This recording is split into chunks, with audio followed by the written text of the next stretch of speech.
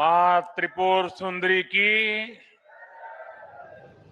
बेड़ेश्वर धाम की, मानगढ़ धाम की, आप सभी को जय गुरु। राम राम। राज्यपाल श्रीमान हरिभाऊ बागड़े जी,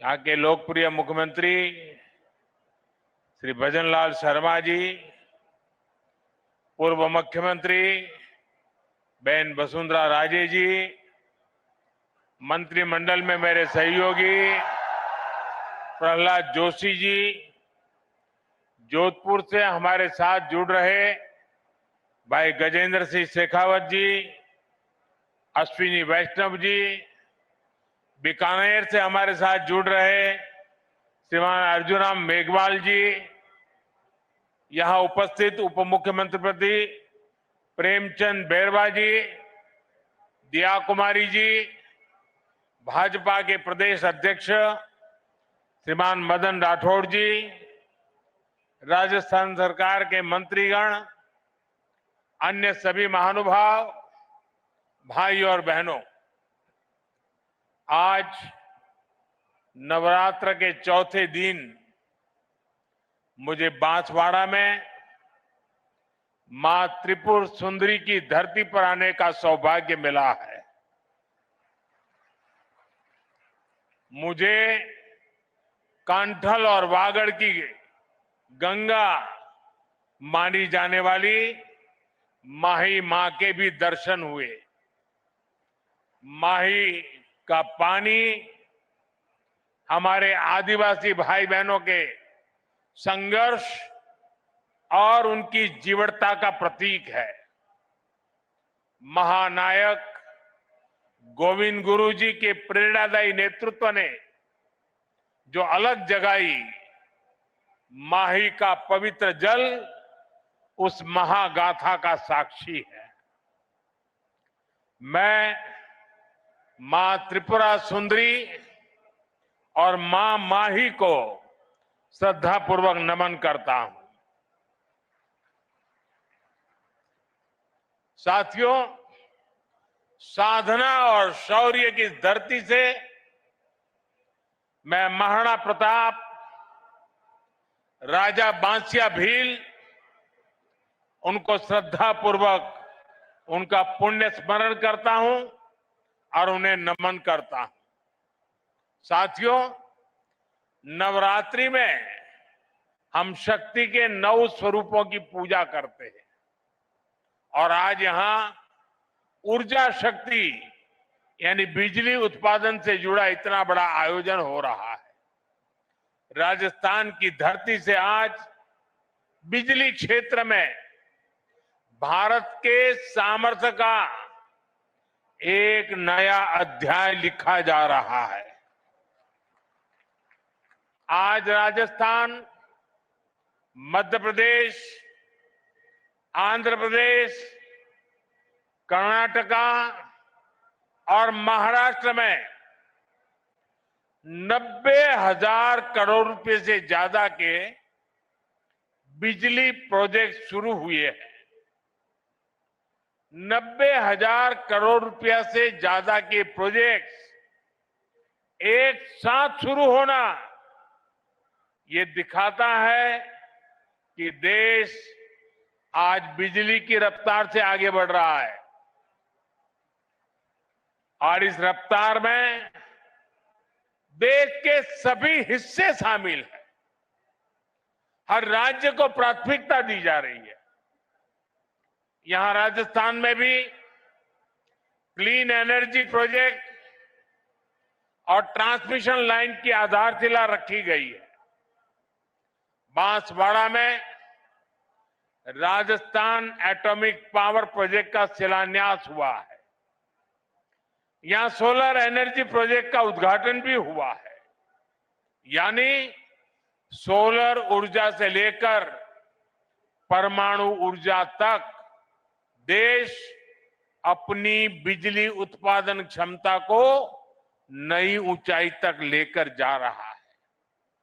साथियों, आज तकनीक और उद्योगों के जमाने में विकास की गाड़ी बिजली से ही दौड़ती है। बिजली है तो उजाला है, बिजली है तो गति है, बिजली है तो प्रगति है, बिजली है तो दूरियां मिटती हैं और बिजली है तो दुनिया हमारे पास है। लेकिन मेरे भाइयों बहनों, हमारे देश में कांग्रेस की सरकार ने बिजली के महत्व पर ध्यान ही नहीं दिया। जब 2014 में आपने मुझे सेवा का अवसर दिया और जब मैंने दायित्व संभाला तो देश के 2.5 करोड़ घर ऐसे थे जहां बिजली का कनेक्शन नहीं था। आजादी के 70 साल बाद भी देश के 18,000 गांवों में बिजली का खंभा तक नहीं लगा था। देश के बड़े बड़े शहरों में घंटों घंटों की बिजली कटौती होती थी। गांव में तो 4-5 घंटे बिजली आ जाए तो बड़ी बात होती थी और उस समय लोग चुटकुला सुनाते थे कि हमारे यहां बिजली जाती है, ये न्यूज नहीं है। लोग कहते थे कि बिजली आई, वो न्यूज होता था। लोग एक दूसरे को बधाई देते थे कि आज 1 घंटा बिजली आई थी। वो हाल थे। आज बिजली नहीं थी तो फैक्ट्रियां भी नहीं चल पाती थी, नए उद्योग नहीं लग पाते थे। राजस्थान समेत पूरे देश में यही हालत थी। भाइयों बहनों, 2014 में हमारी सरकार ने इन हालातों को बदलने का संकल्प लिया। हमने देश के हर गांव तक बिजली पहुंचाई। हमने 2.5 करोड़ घरों को मुफ्त बिजली कनेक्शन दिया और जहां जहां बिजली के तार पहुंचे वहां बिजली भी पहुंची। वहां लोगों की जिंदगी आसान हुई, वहां नए नए उद्योग पहुंचे। साथियों, 21वीं सदी में जिस देश को तेज गति से विकास करना है उसे अपने यहां बिजली उत्पादन बढ़ाना ही होगा और इसमें भी सबसे सफल वही देश होंगे जो स्वच्छ ऊर्जा यानी क्लीन एनर्जी में आगे रहेंगे। इसलिए हमारी सरकार स्वच्छ ऊर्जा के अभियान को एक जन आंदोलन बनाकर काम कर रही है। हमने पीएम सूर्यघर मुफ्त बिजली योजना शुरू की। आज इस योजना के तहत शहरों और गांवों में छतों पर सोलर पैनल लग रहे हैं। हमारे किसानों को सस्ती बिजली मिले, इसके लिए पीएम कुसुम योजना के तहत खेतों में भी सोलर पंप लगाए जा रहे हैं। आज इस दिशा में कई राज्यों में सोलर प्रोजेक्ट्स का उद्घाटन हुआ है। इन प्रोजेक्ट से लाखों किसानों को सीधा लाभ मिलेगा, यानी घर में मुफ्त बिजली के लिए पीएम सूर्यघर मुफ्त बिजली योजना और खेतों में मुफ्त बिजली के लिए पीएम कुसुम योजना। अभी मैं कुछ देर पहले पीएम कुसुम योजना के कई मेरे किसान भाई बहनों से जो इनके लाभार्थी हैं उनसे बात कर रहा था। मैं महाराष्ट्र के भी किसान भाई बहनों से बात कर रहा था और वो अपने जो अनुभव बता रहे थे वो बहुत ही उत्साहवर्धक थे। सौर ऊर्जा से मुफ्त बिजली उनके लिए बहुत बड़ा वरदान साबित हो रहा है। साथियों, आज भारत विकसित होने के लिए तेज गति से काम कर रहा है और इसमें राजस्थान की भी बड़ी भूमिका है। आज यहां राजस्थान के लोगों के लिए 30,000 करोड़ रुपए की अन्य परियोजनाओं को भी शुरू किया गया है। पानी, बिजली, सेहत, इससे जुड़ी इन परियोजनाओं को उससे आप लोगों की सुविधाएं बढ़ेगी। मैंने अभी वंदे भारत समेत 3 नई ट्रेनों को हरी झंडी भी दिखाई है। इस समय देश में रोजगार के नए अवसर पैदा करने का भी बड़ा अभियान चल रहा है। उसी कड़ी में आज राजस्थान के 15,000 युवाओं को सरकारी नौकरियों के नियुक्ति पत्र भी मिले हैं। मैं इन सभी युवाओं को जीवन की इस नई यात्रा की शुभकामनाएं देता हूं। मैं राजस्थान के लोगों को विकास की परियोजनाओं के लिए भी बधाई देता हूं। साथियों, मुझे खुशी है कि आज राजस्थान की भाजपा सरकार राज्य के विकास में पूरी ईमानदारी से जुटी है। कांग्रेस ने राजस्थान को लूटकर जो जख्म दिए उसे भरने का काम हमारी सरकार कर रही है। कांग्रेस सरकार में राजस्थान पेपर लीक का सेंटर बन गया था। जल जीवन मिशन को भी कांग्रेस ने भ्रष्टाचार की भेंट चढ़ा दिया था। महिलाओं पर अत्याचार चरम पर था। बलात्कारियों को संरक्षण दिया जा रहा था। कांग्रेस राज में बांसवाड़ा, डूंगरपुर, प्रतापगढ़ जैसे क्षेत्रों में अपराध और अवैध शराब का कारोबार खूब पनपा। लेकिन जब यहां आपने भाजपा को मौका दिया तो हमने कानून व्यवस्था को मजबूत किया, योजनाओं में तेजी लाए। हम यहां बड़े बड़े प्रोजेक्ट लगा रहे हैं। आज राजस्थान में हाईवे, एक्सप्रेसवेज का नेटवर्क बिछाया जा रहा है। आज भाजपा सरकार राजस्थान को, दक्षिण राजस्थान को तेज विकास की राह पर आगे बढ़ा रही है। साथियों, आज पंडित दीनदयाल उपाध्याय जी की जन्म जयंती है। उन्होंने हमें अंत्योदय का सिद्धांत दिया था। अंत्योदय यानी समाज के आखिरी पायदान पर खड़े व्यक्ति का उत्थान। उनका ये विजन आज हमारा मिशन बन चुका है। आज हम बहुत सेवा भाव से गरीब, दलित, पिछड़े, आदिवासी सभी के हित में काम कर रहे हैं। सबका साथ, सबका विकास, इसी मंत्र को लेकर के चल रहे हैं। साथियों, कांग्रेस ने आदिवासी समाज को हमेशा नजरअंदाज किया। उनकी जरूरतों को कभी समझा ही नहीं। ये भाजपा सरकार है जिसने आदिवासी कल्याण को प्राथमिकता देते हुए अलग मंत्रालय बनाया। जब अटल जी की सरकार आई तब पहली बार आदिवासी मंत्रालय बना। उसके पहले इतने दशक चले गए, इतने बड़े महान नेता पैदा हो गए, लेकिन आदिवासियों के लिए एक अलग मंत्रालय नहीं बना। ये भाजपा सरकार आई, जब अटल जी आए तब बना। कांग्रेस के दौर में कोई कल्पना भी नहीं कर सकता था कि आदिवासी अंचल में इतने बड़े प्रोजेक्ट्स आएंगे।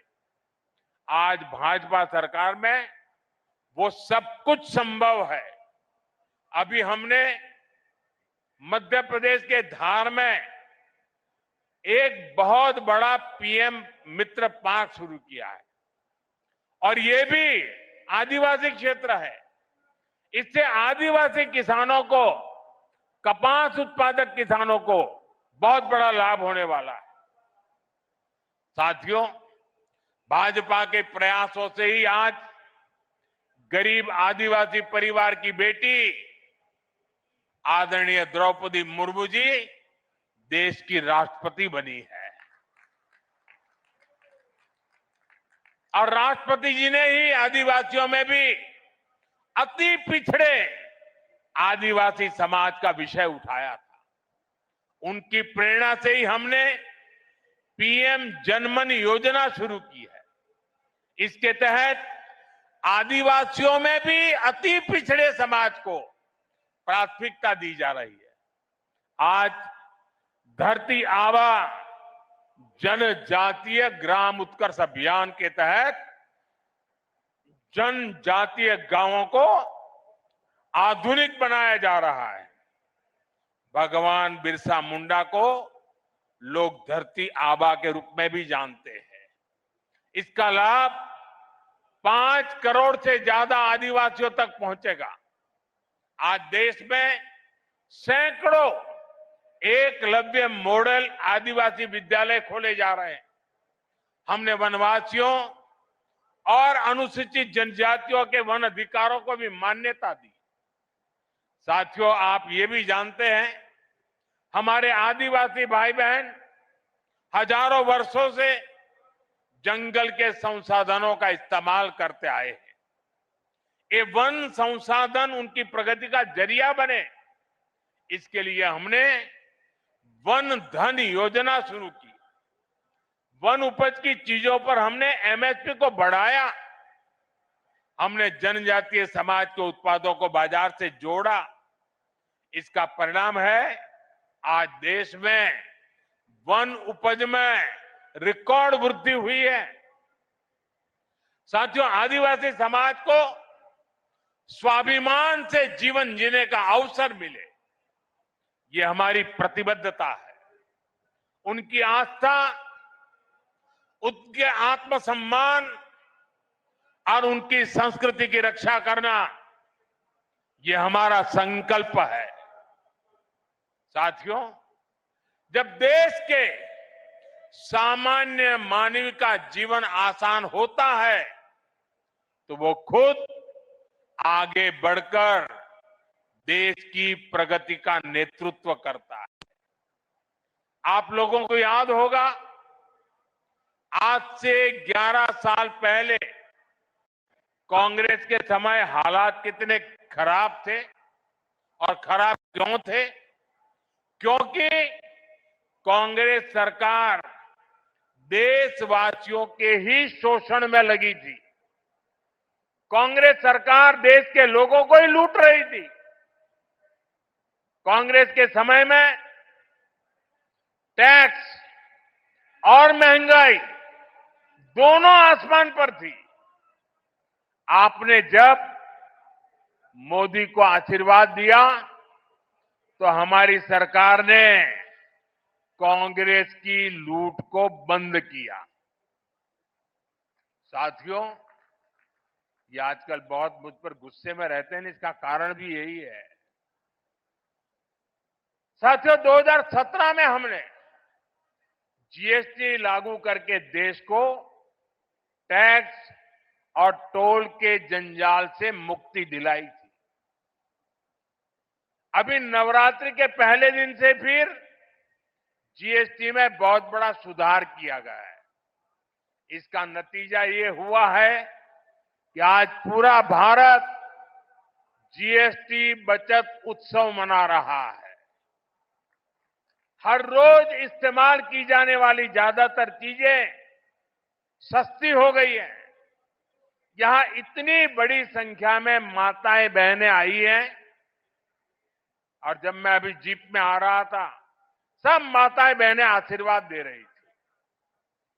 घर में माताओं बहनों के लिए रसोई का खर्च कम हो गया है।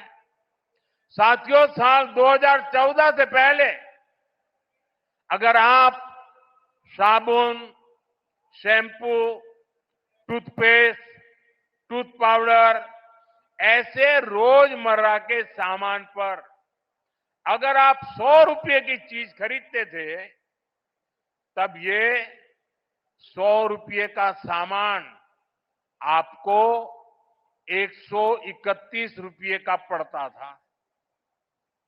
सामान 100 का और देना पड़ता था 131 रुपया। और 2014 के पहले की बात कर रहा हूं, जो आजकल बयान बहादुर भांति भांति के झूठ फैला रहे हैं ना, यानी कांग्रेस सरकार 100 रुपये की खरीद पर 31 रुपये टैक्स लेती थी। 2017 में जब पहली बार हमने जीएसटी लागू किया तो यही 100 रुपये का सामान सिर्फ 18 रुपये बढ़े और 118 रुपये में आने लगा। यानी कांग्रेस सरकार से भाजपा सरकार आते आते 100 रुपये पर 13 रुपये की बचत हुई। अब 22 सितंबर को हम दोबारा जीएसटी को रिफॉर्म किया। जीएसटी रिफॉर्म के बाद जो 14 के पहले 100 रुपये का 131 रुपया देना पड़ता था, अब 100 रुपया में सिर्फ 5 रुपया टैक्स लगता है, सिर्फ 105 रुपया देना पड़ता है। कहां 31 रुपया और कहां 5 रुपया। यानी कांग्रेस के जमाने की तुलना में आज आपको 100 रुपये की खरीदारी पर 26 रुपये की बचत हो रही है। माताएं बहनें तो महीने के बजट का पूरा हिसाब रखती है। हम हिसाब से तो दर महीने अब आपको सैकड़ों रुपये की बचत होने वाली है। साथियों, जूते चप्पल तो सबकी जरूरत होते हैं। कांग्रेस के राज में अगर आपको 500 रुपये का जूता खरीदना होता था तो वो 575 रुपये का आता था। यानी 500 का जूता और बिल आता था 575। यानी कांग्रेस 500 रुपये के जूते पर 75 रुपये का टैक्स आपसे वसूलती थी। हमने जीएसटी लागू किया तो टैक्स 15 रुपया कम हो गया। अब नए जीएसटी के बाद आपको इसी जूते पर 50 रुपया कम देना पड़ेगा। पहले 500 से ऊपर के जूतों पर और भी ज्यादा टैक्स लगता था। हमने वो 500 वाला स्लैब भी हटा दिया। अब हमने जो 500 तक का स्लैब था उसको हटा करके 2500 रुपये तक जो जूते उसका टैक्स भी कम कर दिया। साथियों, एक सामान्य परिवार का सपना होता है कि उसके पास एक स्कूटर या मोटरसाइकिल हो। कांग्रेस राज में ये भी पहुंच से बाहर था। कांग्रेस 60,000 की बाइक पर, अगर एक बाइक आप खरीदते हैं 60,000 रुपये में, तो 19,000 रुपये से अधिक टैक्स लेती थी। बताइए, 60,000 रुपये के सामने 19,000 से ज्यादा टैक्स। 2017 में हम जीएसटी लाए तो ये टैक्स 2-2.5 हजार रुपया कम किया। और अब 22 सितंबर को जो दरें लागू की, उसके बाद अब 60,000 की बाइक पर सिर्फ 10,000 रुपया टैक्स हम ले आए नीचे। यानी 2014 की तुलना में करीब 9,000 रुपये का फायदा हुआ। साथियों, कांग्रेस के राज में अपना घर बनाना भी बहुत महंगा था। 300 रुपए के सीमेंट के बैग पर कांग्रेस सरकार 90 रुपये से अधिक टैक्स लेती थी। 2017 में जीएसटी आने के बाद ये करीब 10 रुपया कम हुआ और अब जब दोबारा हम रिफॉर्म करके जीएसटी लाए तो 22 सितंबर के बाद सीमेंट के उसी बैग पर करीब 50 रुपये ही जीएसटी लग रही है। यानी सीमेंट के हर बैग पर भी 2014 की तुलना में आज 40 रुपये की बचत हो रही है। यानी कांग्रेस राज में जहां लूट ही लूट थी, वहीं आज भाजपा की सरकार में बचत ही बचत है।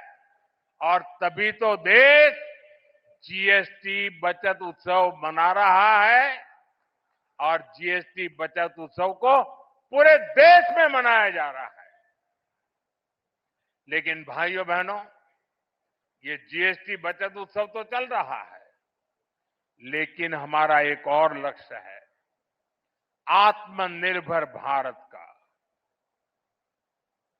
हम किसी और पर निर्भर न रहें, ये अब बहुत आवश्यक है। और उसका रास्ता जाता है स्वदेशी के मंत्र से, और इसलिए हमें स्वदेशी के मंत्र को भूलना नहीं है। मैं आप सबसे आग्रह करूंगा, और राजस्थान में और देश के कोने कोने में जो लोग मुझे सुन रहे हैं,